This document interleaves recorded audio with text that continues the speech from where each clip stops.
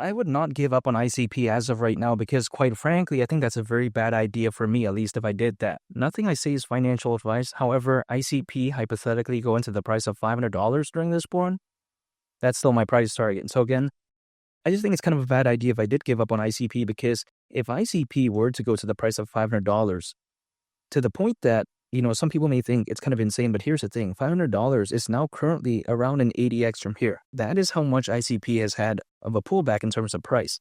But I don't mind though, because the way I view it is that the lower something is, the more room it has to grow. And it's not like $500 is even that, difficult to achieve, in my opinion, theoretically, because if it were to go to that price, considering current circulating supply, market cap would be around $240 billion.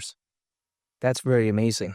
I mean, think about this, right? Ethereum at one point reached around $550 billion in market cap back in 2021, years ago, right? Keep in mind. I don't think this is too much to ask for. And the internet computer, let's face it, is a lot more dynamic than something like Ethereum. Even though it doesn't have the adoption or the fans of Ethereum, let's just break this down. The average cost per instruction on the internet computer is over 40 million times less expensive than Ethereum. Not to mention, for $1 worth of smart contract data on the internet computer, an individual can get over 200 million bytes, whereas on Ethereum, you can get only around 44 bytes. So I think you get the point here. This is how special the internet computer is. Not to mention, the internet computer is focused on decentralized AI, which we all know is going to be massive moving forward. A lot of their projects out there, they're focused on regular AI, but then this is decentralized, right? This is a lot more fantastic, a lot more amazing, and just a lot better, in my opinion, for large-scale adoption, because, of course, the more decentralized something is, the less susceptible it is to potential hacks and attacks, at least in theory, which is why I do really like that. Now, let's not forget as well, the internet computer is currently allegedly the world's most productive blockchain. Now, what does this even mean? Like, some people may be thinking, okay, who cares about that? Well, what that basically means is that it's very efficient in a sense that the internet computer is currently facilitating over 500 million transactions per day, while at the same time maintaining reduced energy consumption and cost. So again, it's currently allegedly the world's most productive blockchain, which I think is very impressive.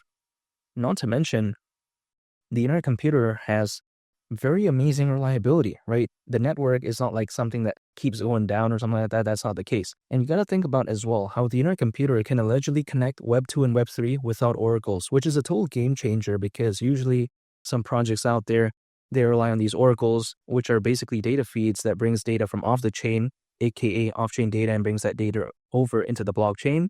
And the reason for this is that it allows decentralized applications to function properly for the most part.